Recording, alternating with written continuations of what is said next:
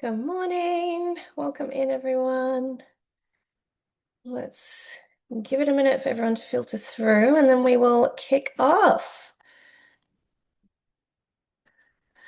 Happy Friday. We made it. I don't know about you, but my week just went insanely quickly. Friday's here again.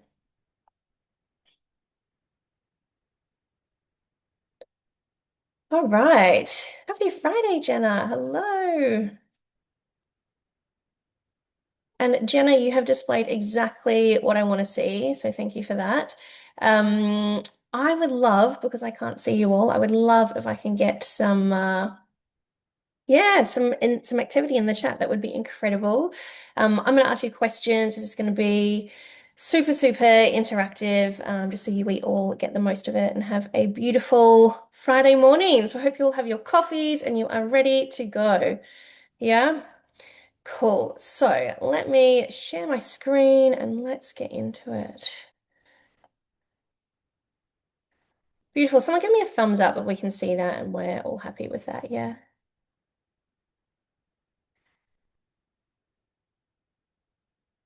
Awesome. Thank you so much. Beautiful. Well, I'm so glad that you are all here and thank you for spending your Friday morning with me. By the end of the session this morning, I promise you we're going to know exactly why your job search isn't working, but also what you can change this week. So I'm going to give you some really practical things. The reason that I really wanted to do this specific masterclass on redundancy and why I'm calling the Redundancy Reset Masterclass is really because I noticed something. Because if you followed me for a while, whether it's been a week or a day or a year, there's about 70% of women in my DMs right now who have been made redundant. And it happens at this time of year, unfortunately. And it actually happened to me 2 years ago on the 30th of June, 2024, and it fucking sucked. And I want to give you like three key shifts that are really going to help you. I'm going to give you like some behind the scenes, like really juicy bits of what I do with my clients because on average, through doing these strategies, my clients are landing their new role in like 6 to 10 weeks. And on average, they're getting a $33,000 increase, even in this crazy competitive market. So I'm going to talk you through how to do that. Does that sound good? You're up for it? Awesome. Cool. So here is the deal. This morning, I'm going to give you tons of free value. I absolutely promise you that. What I need from return and for you, what I need in return from you, and you guys are doing it already, is just being really active in the chat. So ask questions. I would love, love, love if you could stay until the end. You will leave with hopefully a clear, like really clear action plan on what to do. I am also going to give anyone who attends today a little bit of a bonus. So that's coming up. What am going to promise you is that yes, I'm going to give you tons of free value, but I'm not going to send you a payment link. I'm not going to tell you to buy something today. That's not how I work. This isn't Amazon. We're not online shopping. But what I will do is I will invite you to book a call with someone in my team. If you're like, you know what, I like the sound of it, but how can this be tailored to my situation? I'll give you that opportunity. Okay. Does that sound like a deal? Great. Awesome. So let's kick off this chat and see where we're at. So could you drop for me in the chat, please, how long you've been job searching? So whether it's been less than a month, 1 to 3, 3 to 6, 6 plus. I'd love to get a bit of a vibe of where we're at. Okay. 1 to 3, 6 plus, 4 months, six. Okay. About to start. So a real mix. A real mix. Okay.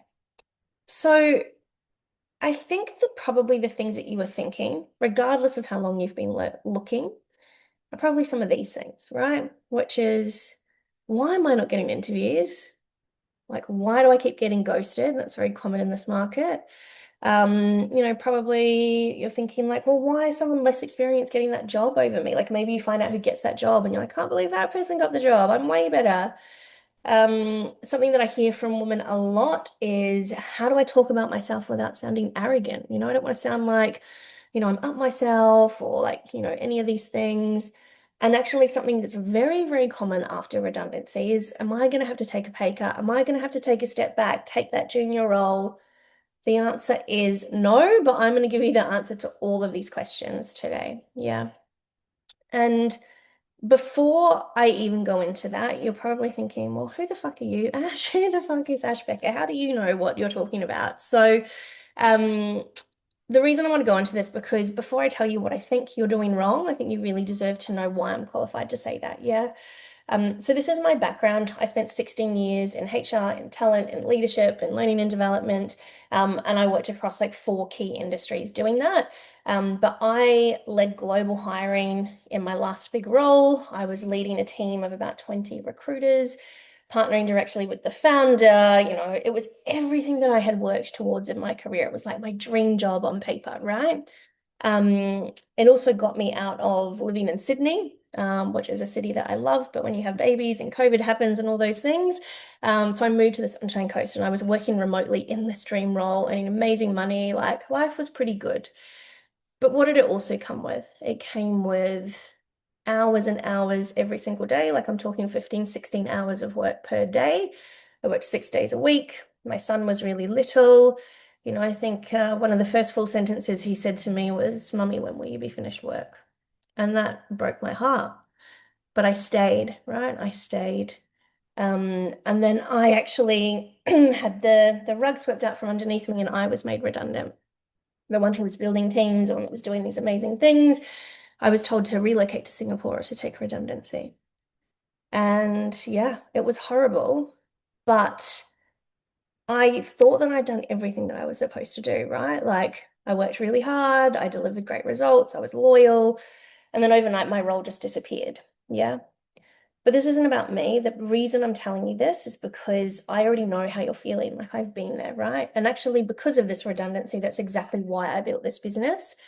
And maybe it happened to you in a similar way. I don't know, maybe you were called into a meeting you weren't expecting, or you got that awful calendar invite drop into your calendar thinking, shit, what is it? You get that like feeling, sinking feeling in your stomach. Or maybe you're just watching loads of people being made redundant around you. I'm not sure. But here is what I want you to know is that everyone tells you to do things the outdated way, right? Um, and you do it because you don't know another way, right? So like you update your resume, you probably switch on that open to work banner, yeah, refresh your LinkedIn profile, and then I did it too. Like you start applying for every single role that looks remotely relevant, yeah. But I think what happens and what I'm hearing a lot in the market is that we're spending hours and hours tailoring applications and then not really hearing much back, or maybe even worse, like you make it to the final stage and then, they say like, oh, you're really strong, but they go with someone else. So then you start questioning things, right? And that's when the kind of spiral starts of like, oh, am I asking for too much money? All these things. So I really want to change that for you. You've not fallen behind. There is so many amazing things that you can do to stand out in this market and actually make redundancy the best thing that's happened to you, I promise. So here's what I would love you to know is that many people around you probably keep telling you something like, something will come along, like it's okay, hang in there, but they also don't understand like how exhausting it is to hear that when you're the one like refreshing Seek every morning and LinkedIn every morning. And if you were anything like the woman that I work with, there's probably another layer to it. It's that you're not just worried about getting a job, you're probably worried about taking the wrong one, because you're scared, or maybe accepting less money, accepting less flexibility, going backwards after you've built everything. And so the problem isn't that you're not good enough. It's actually that we've been following advice designed for this very outdated job market and not the market that we're in today. Yeah. So what I would love to get a read on from all of you is, oh, sorry, I've missed a slide. Let's go back. Um, why you're not getting offers. So I'd love to hear in the chat. Um, Tell me, are you seeing lots and lots of applicants for the roles that you're applying for? Like I'm seeing like 200, 300, 500 plus. Is that something that you're also seeing, or what are you finding in the market? Can we get a little drop in the chat there?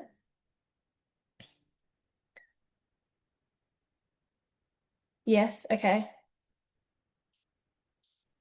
LinkedIn says 100 plus dollar roles you're applying for. Okay. Yeah, so it's pretty common. Yeah. Um, and the really interesting thing is it's end of financial year now, and so new budgets are refreshed. There's going to be a lot more jobs going in the market, but also if we tie it back to that 70% that I'm seeing of people being made redundant, it means that there is more people on the market than ever, but there's getting more jobs there. So that's a good sign. Yeah. Um, and there's a few things in here around getting interviews not converting to job offers. So I'll definitely get that to you. Um, this is probably the most common things that I hear what people are struggling with, especially in this world of AI, right? I think everyone is using ChatGPT or some other AI tool to build your resume. The problem with that is that with these 100, 200, 300 applications is that everyone sounds the fucking same, right? So it's very hard for a recruiter that's working on 20 jobs at a time to be able to identify why you're different. Yeah. And then a lot of that is we're still talking about responsibilities instead of impact. Decision makers don't know you exist. So in this market, I'm also seeing that anyone that is a hiring manager, decision maker, they're having conversations with candidates outside of talent acquisition. So building those relationships is really, really important. And essentially, once you're in the room with them, having those networking conversations, having interviews, building rapport and networking in a way that makes you stand out and makes you memorable is really, really key. So I'm going to teach you all of those things this morning. Essentially, I'm going to break it down into three buckets for you, just so it's really easy to follow. So the first thing we're going to talk about is your positioning. So this is the thing where I'm talking about making sure you don't sound like everyone else, making your value just impossible to ignore. And visibility. So getting in front of the right people, which I touched on, and Stephanie said here as well. All my interviews have been direct referrals and not via job boards. That's awesome, Stephanie. Really good. And confidence. I say confidence because actually selling yourself in a way that feels natural and credible and authentic. Yeah. So we're going to touch on that. Beautiful. So let's go into number one. So the first thing, if you take one thing away from this morning, I want it to be this for you, is that most people think they're competing on experience. Who else has more experience than me? But they're not. You're actually competing on clarity. Yeah. So hiring managers, they do not have time, and recruiters, to figure out why you're a great fit. Yeah. If they have to work it out, they are just going to move on to someone else. And this is true because most resumes, they answer the wrong question. And this is the biggest mistake that I see. People just spend hours and hours and hours like updating their bullet points, but nowhere do they answer the one question that actually matters. Yeah, which is why you. So if I asked every one of you to tell me about yourself in 60 seconds, let's say, for example, I think most of you would freak out and not know where to start. Would that be the right assumption? How do you feel? What if I was to say to you right now, Haley, Stephanie, whoever else is in this room, tell me about yourself. Do it in 60 seconds. Could you do that? Or what feeling comes up for you? Laughing, okay. Nervous laughter? Panic, yeah. Mm-hmm. Nervous laughter, yeah. Exactly. And so what most people do is they just like give their entire fucking career history, right? But that's not positioning. What you want to do is you want to make it like your highlight reel. So I'm going to give you a few more tips on that, on how you bring up that highlight reel. But in 60 seconds, they should be then writing down all of the things like, oh, I want to know more about that. I want to know more about that. And like punchy, memorable first impression is the best way to do that. Yeah. So even instead of like when you're writing your resume, I'd love for you to think about it this way. Um, Instead of what have you done, think about the hiring manager is asking you like, why should I hire you over everyone else? Yeah. And then the positioning formula that I like to use is this one. And I touched on this before just in terms of, what they're not asking what you do. It's like, what difference will you make if we hire you? So slightly different take on this. So it's not just more words, it's actually the impact of the words that you're saying, right? So instead of saying something like, yeah, I've led teams across operations, customer service, and transformation, it's kind of generic. Like it could be anyone. That could be 20 different people that do that same job. Yeah. But what's unique about you? So, oh yeah, I'm the person that's brought in to solve complex operational problems. I can align teams really well around change, and I love improving customer and commercial outcomes. Like, I would much rather talk to that person than the generic vague one. Do you agree? Yeah. Okay, cool. So, I guess at this point, be honest with me, who's thinking, well, that sounds great, but I've no fucking idea to actually position myself like that, Ash. How do I do that? So what I'm getting from you. Yeah. Awesome. So this is exactly why I built the program that I built, right? Like you are all incredibly capable, but no one has ever taught you how to position and market yourselves, right? Like we don't get taught this in school. We go to uni, we go into our first job, and then you just like kind of figure it out if you've got a great mentor, yeah?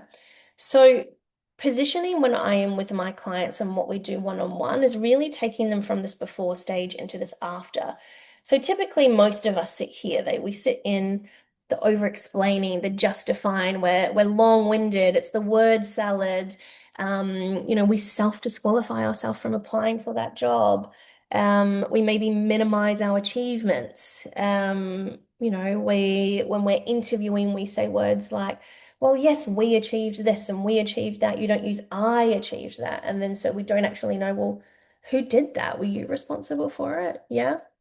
And then actually, something I'm hearing a lot of lately is I'm going to go get another qualification. I'm going to go and spend $10,000 on an MBA. It does not matter in this market.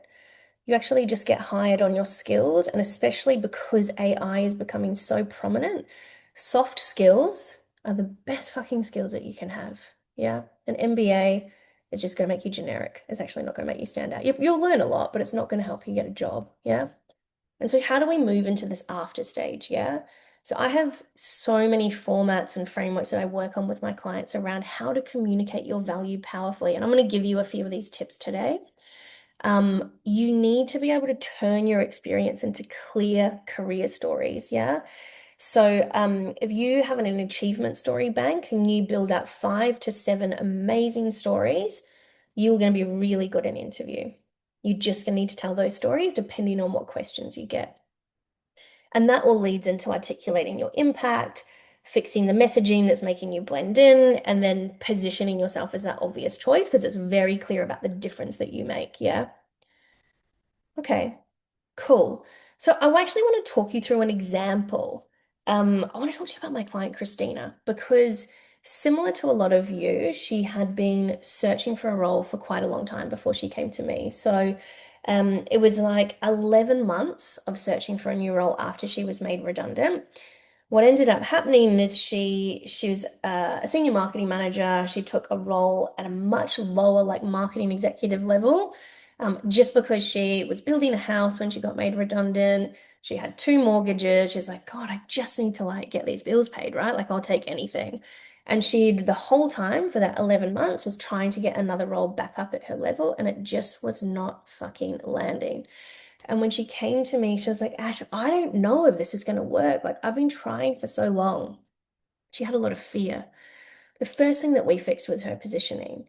She was going out to businesses, like lots of retailers, lots of like recognizable, I suppose you would call like fashion brands and things like that, because her background was working in Woolworths. She'd done like Tennis Australia, like some really cool campaigns, things like that. But the likes of like Mimco, Country Road, whatever fashion brand you can think of, they do not give a shit that you've worked at Woolworths, right?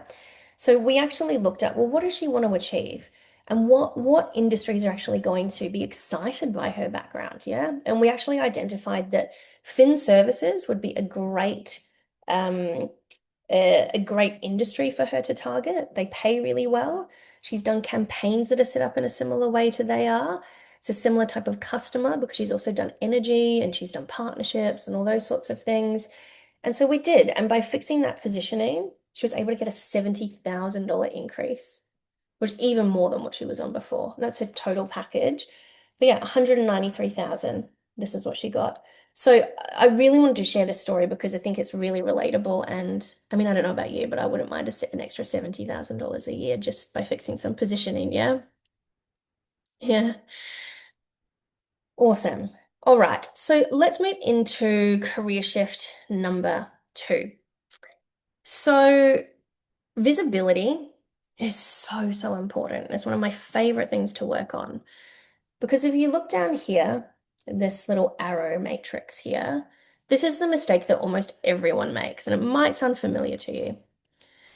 What you might do when you're job searching typically is you wake up, you flick through Seek or LinkedIn, you hit easy apply to a couple of jobs, you might tailor your resume, and then you hit submit. And then you refresh your inbox and you hear nothing.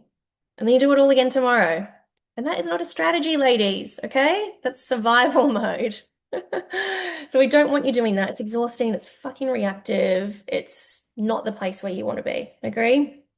So I want to move you into a space where you actually have a lot more leverage. So let's get a little bit of a read from you all. In that time that you have been applying, let's say in the last 3 months or six or however long you've been looking, how many jobs do you think that you've applied for?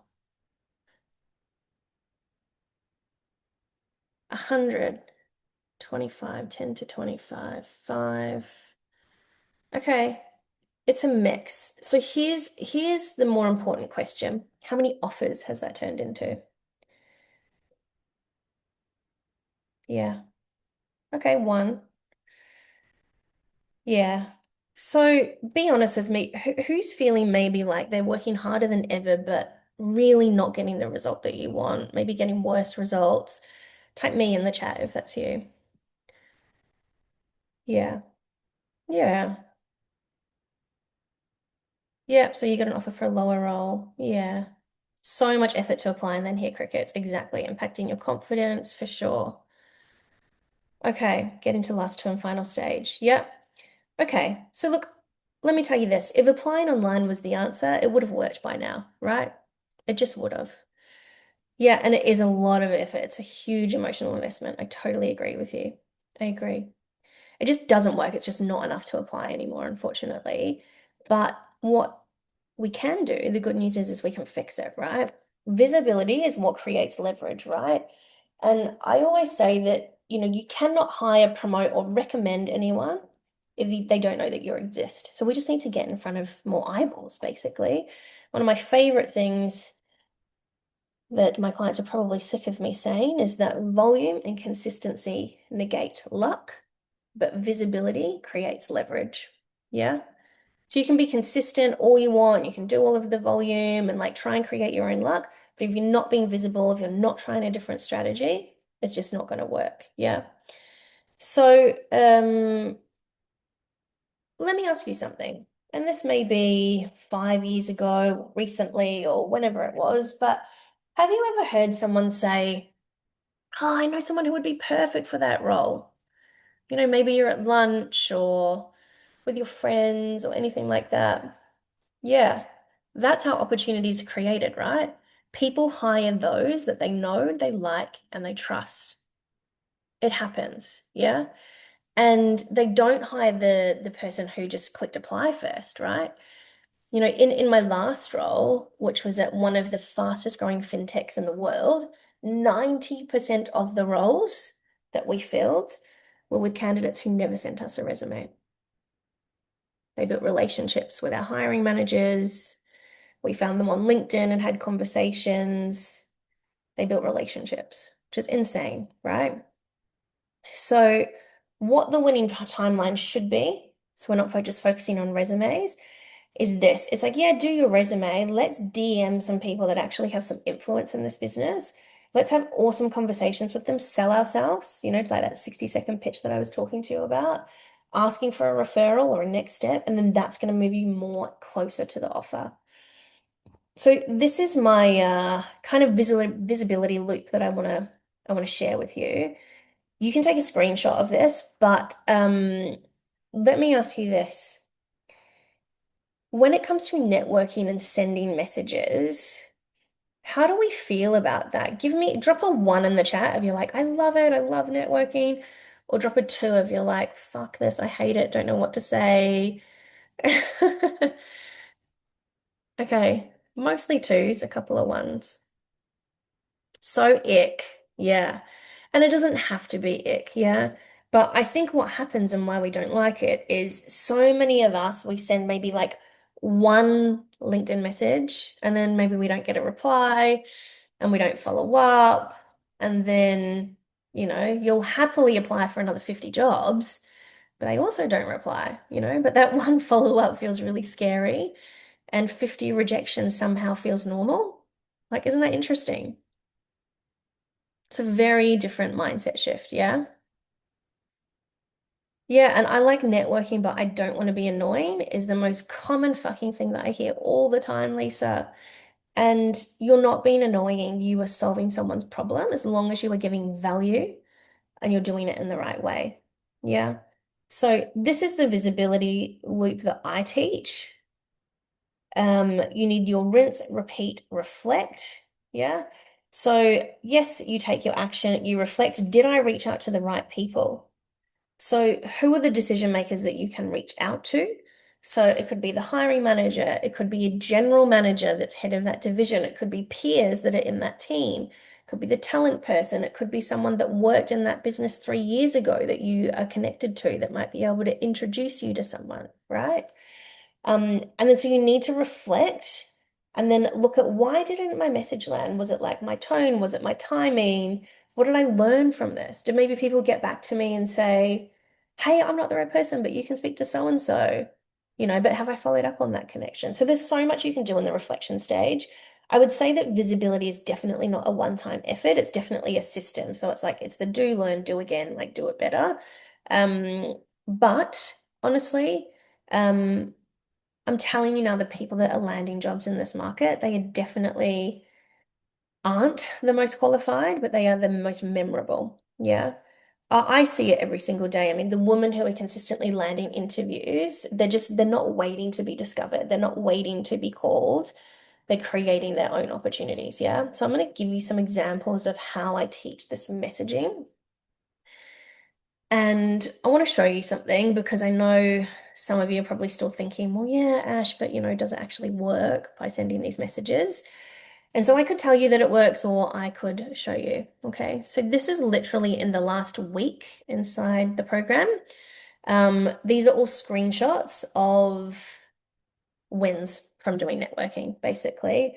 So this one down the bottom here, we review all of the messages for our clients. So we have like a little system that they need to follow and a framework, and we review it for them. And this lady said, like, oh my God, I got a reply in 20 minutes. So pleased you reach out, and with a time planned for the end of July. And she's like, this messaging business really blows my mind. This one, so she'd reached out to, I think, someone in the team. She'd also sent a ResLink, which is a tool that you can look up and something that I teach. Um, but she sent out this video to someone and she's saying, hey, I'm not the right person, but I've passed your details on. And then she got an interview request in like the same day, right? So that's awesome. This lady sent out 3 messages with 3 ResLinks and she got 3 replies from different people. She got a CEO, um, a networking chat and some career advice from someone 'cause she wants to pivot. And then the recruiter came back to her with more details about like what he wants to put her forward for. So that's really great. That's all in one day. There's another one here. She just literally, this was her message. This is how short it is. You open for a quick 10-minute chat. This is, she's talking about why she wants to work at that business. And he's saying, yes, this role sits within my region. I want to pass on your details to my team. So I think this is proof that when you do it correctly, this is how quickly things can happen. This is like same day, 20 minutes later. This was the same day. This was 2 wins in the last 24 hours. After 70 minutes, she got a coffee catch up. So it works. How would you feel if that was the result you were getting from networking? Pretty good, right? Yeah, and Lisa, I love this. I had one boss tell me 6 months after hiring me that one of the main reasons they hired me was because I laughed in the interview and I seemed to enjoy it. Yeah. It's like building relationships. Yeah. Okay, cool. I want to talk to you about Mel because one conversation can change everything for you. So Mel came to me, she was working in government, she was actually working at the ATO in risk, and all she wanted to do was move into the banking sector. But there just wasn't really the roles advertised. She didn't know what to do. And so we came up with a strategy for her that meant that she was going to be visible with anyone in banking, anyone in fraud risk, because that's where she wanted to be. So by sending out a bunch of networking messages, she ended up having about 20 different conversations, which is quite a lot in the space of like 2 to 3 weeks. Yeah. And then a lot of the people that she was talking to, they were saying, "Oh, you sound amazing. I would love you on my team, but I don't have anything right now. But you should speak to so and so over at Westpac, or you should speak to so and so over at NAB. I believe he's hiring, or whoever it is, right?" And she was like, "Okay, this is great, but nothing's moving. Like I don't have a job yet, Ash." And I was like, "It's coming, trust me." So what she kept doing was showing up on their LinkedIn, commenting where they were at. Like she stayed engaged with these people, right? She ended up getting a call 2 weeks later from one of these executive general managers saying, "Hey Mel, I've just had a role become available on my team. I'm not going to Seek, I'm not going to LinkedIn. I want you. Are you available?" Of course I'm available. Yes, oh my God, she was saying. All she had to go in was the next day and meet her manager. She never sent her resume. She never went through a formal interview, and she doubled her salary and she got her goal, right? So, yeah, this is an incredible story and something that is happening regularly inside the program. So, I really wanted to share that with you. What do we think about that? Is that cool? You like it?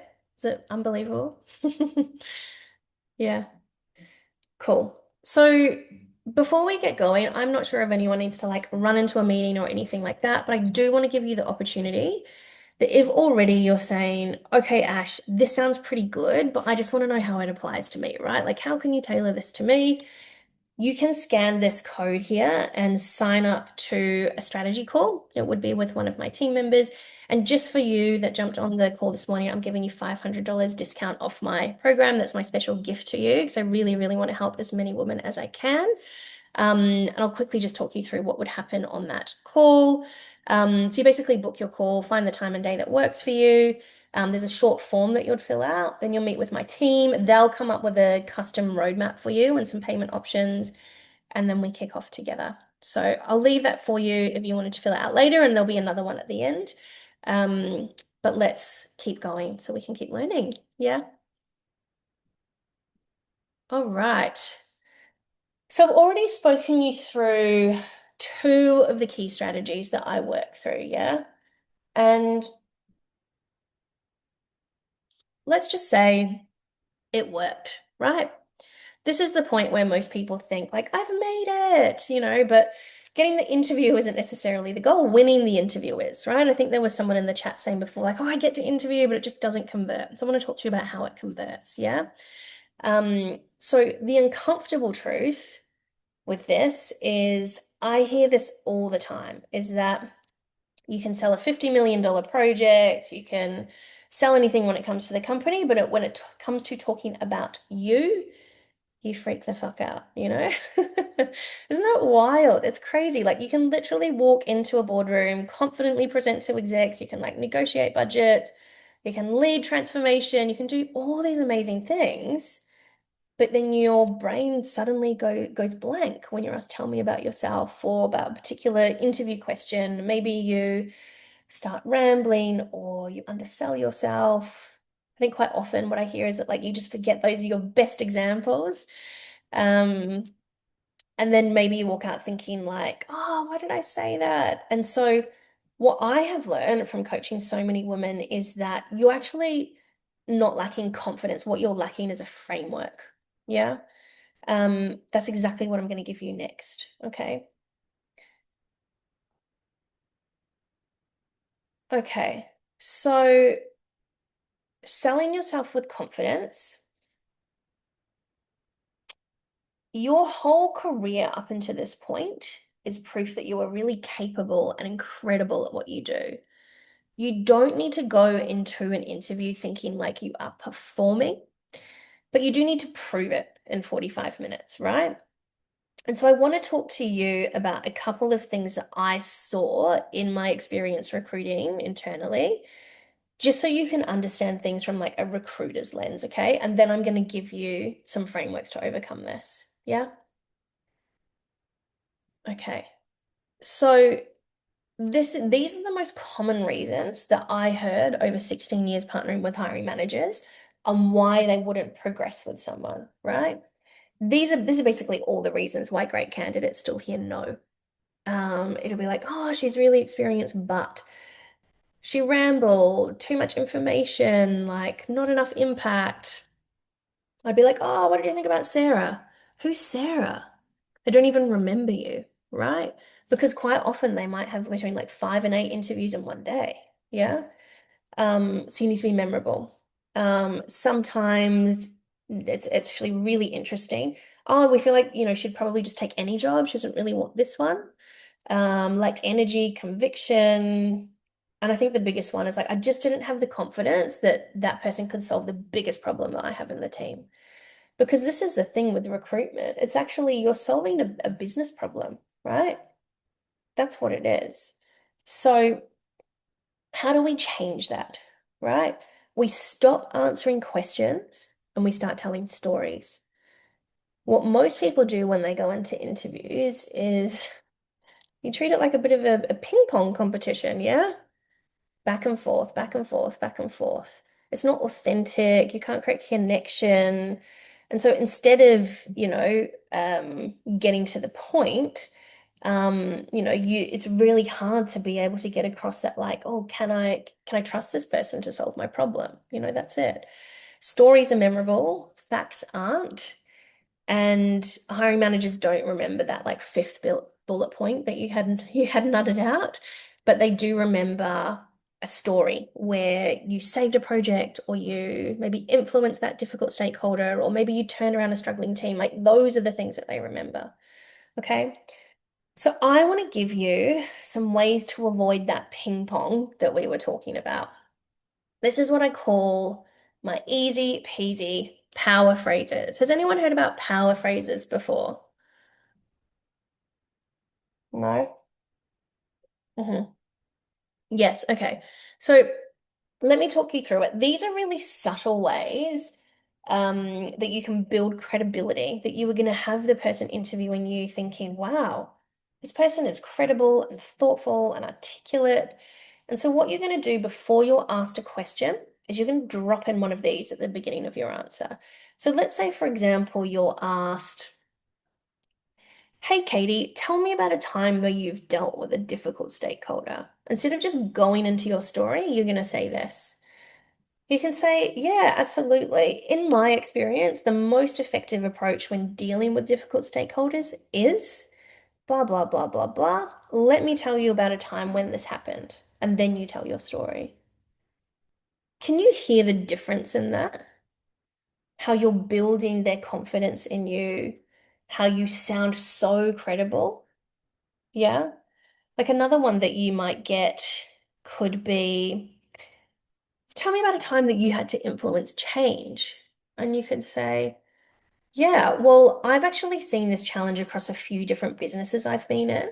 And what tends to make the biggest difference when I want to influence change is I approach it by doing XYZ thing, let it land.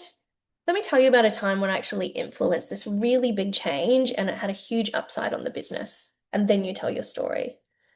Yeah. How does this feel? Does this feel like something that you can take away and pop into your interviews so you sound memorable and credible and all those things? Yeah. You know, that other fucking great thing about this is it buys you time. It gives your brain time to catch up with what story am I going to tell? And then if you're telling yourself something really positive, like, oh yeah, like in my experience, the most effective approach has been this, then you are saying back to yourself, like through your subconscious, you fucking got this. You know the answer. Look how good you are. You know this. It's like you're giving yourself a little pep talk as well. So it definitely works. Um, cool. I hope you try it, and I'm really glad that you love this. That's great. Let's do a little quick challenge. I would love if you can drop in the chat. What is the interview question you hate the most? and then we're going to talk about it. Could be, what's your biggest weakness? Why should we hire you? Tell me about yourself. What comes up for you?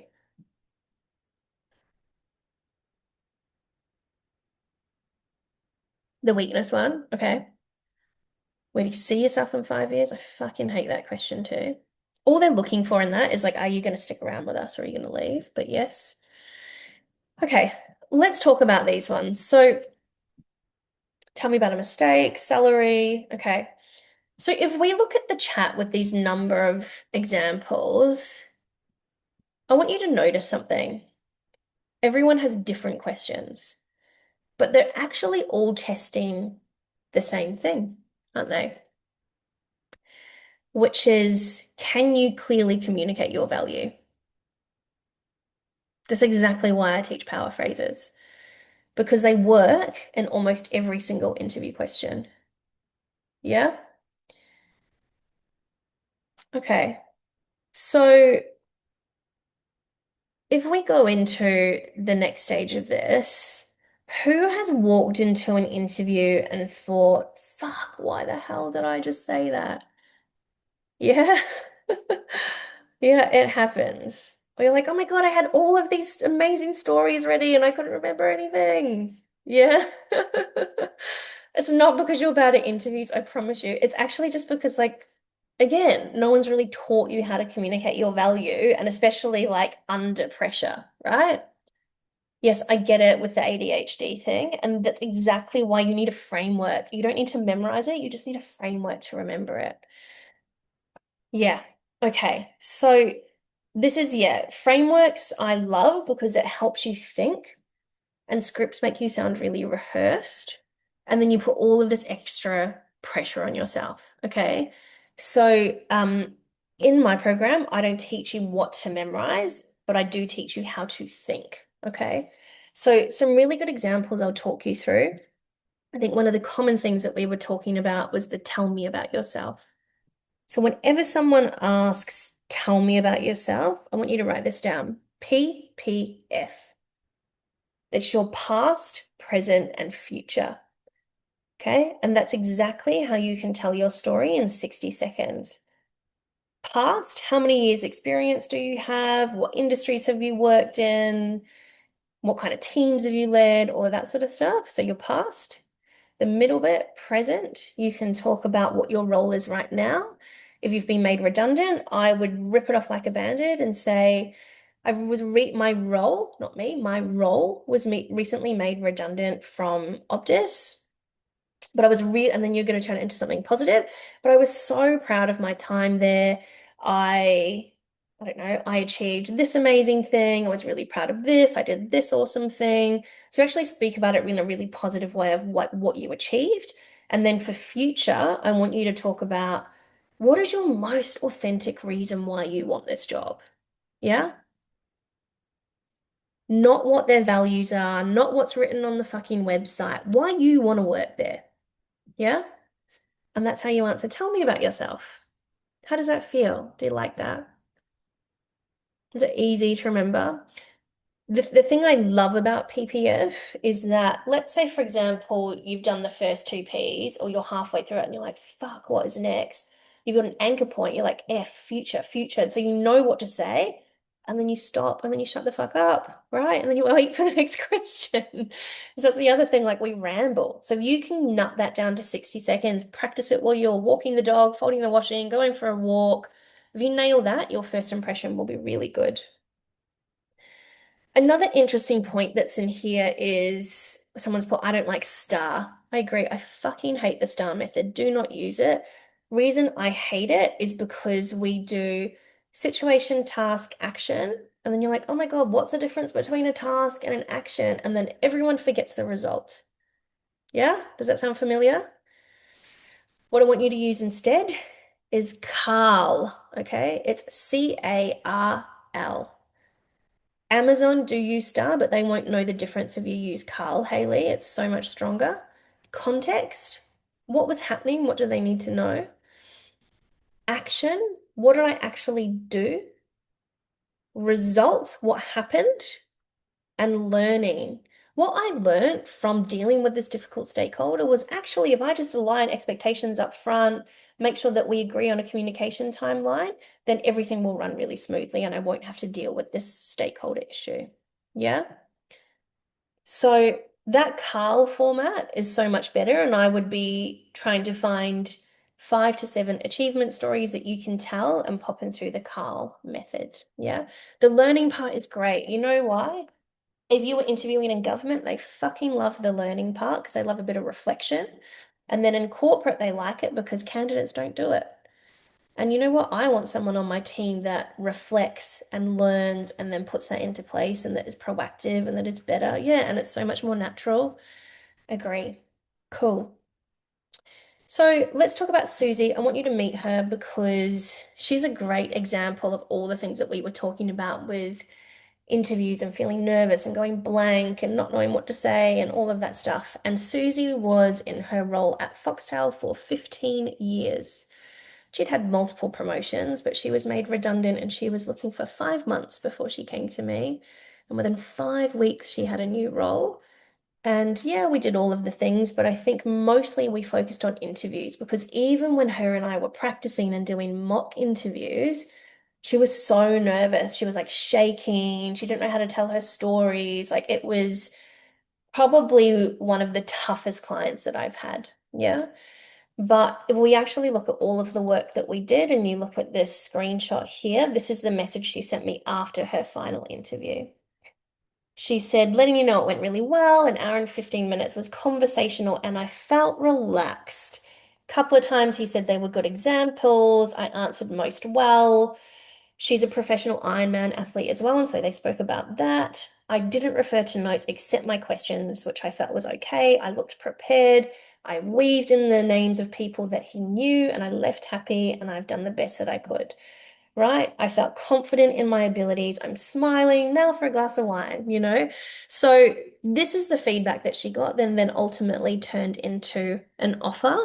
I send all of my clients flowers whenever they get offers. You've probably picked up on that.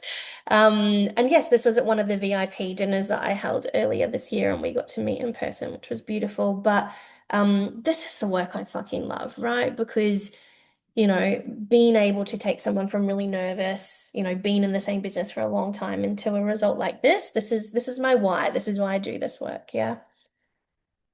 Um, and the other thing that I think really sits underneath of all of the things that we've spoken about so far this morning is that confidence isn't something that you have, it's something that you build, right? And where does confidence come from? It comes from preparation, repetition, feedback, evidence. And everyone says to me, oh, you know what, Ash, I just need more confidence. No, you need more proof. Confidence is a result, not a prerequisite. Yeah. Okay. So, how do I build confidence in my career, right? I've spoken to you about what it's not and how it's built. So, this is exactly what I do in my program because I think a lot of women come to me with what they need, which is obviously a job. But I also, sorry, they come to me for what they want, which is a job, but I give them what they need, right? Which is building their confidence to get this result. Yeah. So I want you to imagine this. Like, imagine if instead of walking into your next interview, like hoping that you walked in knowing what to say, how to position yourself, what stories to tell, all of this stuff. Imagine if you walked in there knowing all of this. Like, how different would that interview feel? Would it feel good? Would you feel way more confident? Would you feel more confident that it would lead to an offer, that you're closer to getting that job? It would feel amazing, right? Yeah. And this is exactly like why my clients get results, right? It's not because they're smarter. It's not because they've got better experience. It's just because they stop trying to figure it out alone, right? And so I just want you to imagine like, you know, imagine knowing exactly what to do every single week instead of wondering if you're wasting your time. And I want to get a bit of a read from you all from what we've gone through so far. Who's realized with what we've spoken about that maybe we've been focusing on the wrong things in our job chat, in our job search?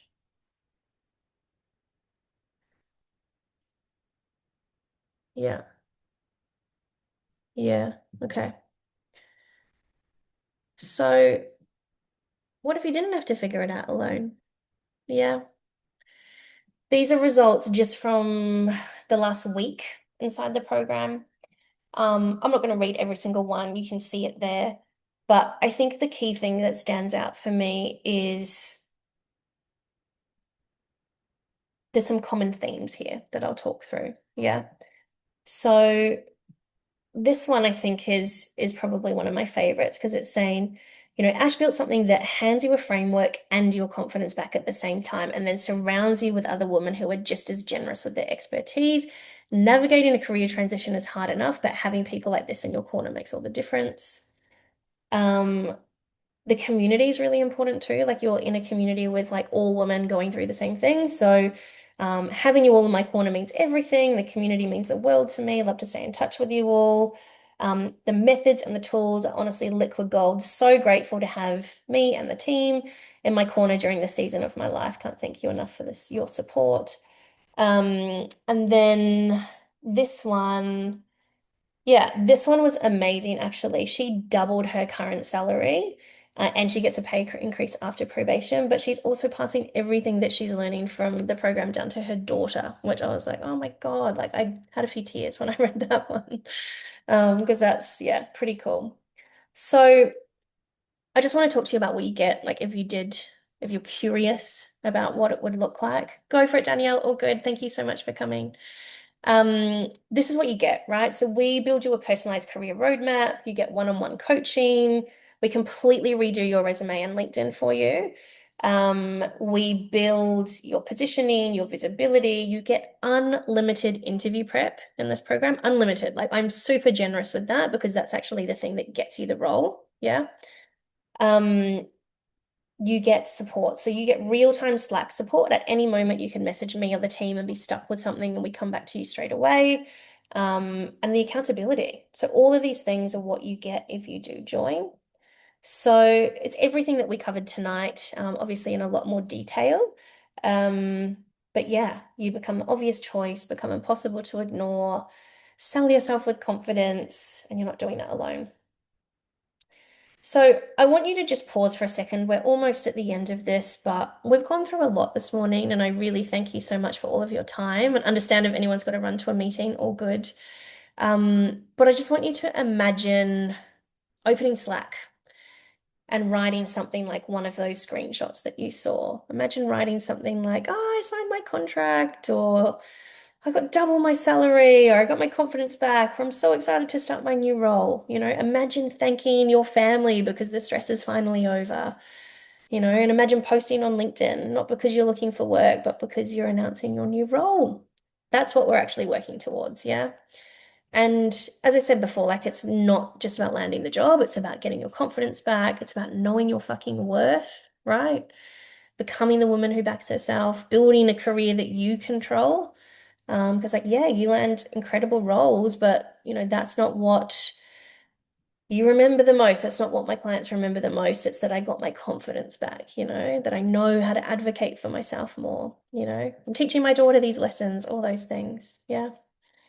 And I genuinely believe that every single woman deserves to feel that way.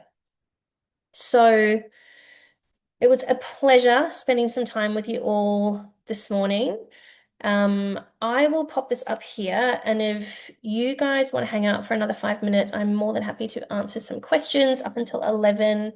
And you can scan the code and book in a call and find out about what that would look like for your situation. I would love to meet you. Pleasure, Miley. Lovely to meet you. Awesome. Pleasure. So good. Thank you for being so interactive. It was really nice. Awesome. See you there. Great. All right. Well, I will let you all go if no one has any questions. Have a great Friday. Have an awesome weekend. I'm going to really start in September. Can I still book a call? Yeah, Lisa, why don't you book a call and we can just have a conversation about timing? That's fine. No problem, Julia. See you all soon. Have an awesome weekend. Bye. Bye.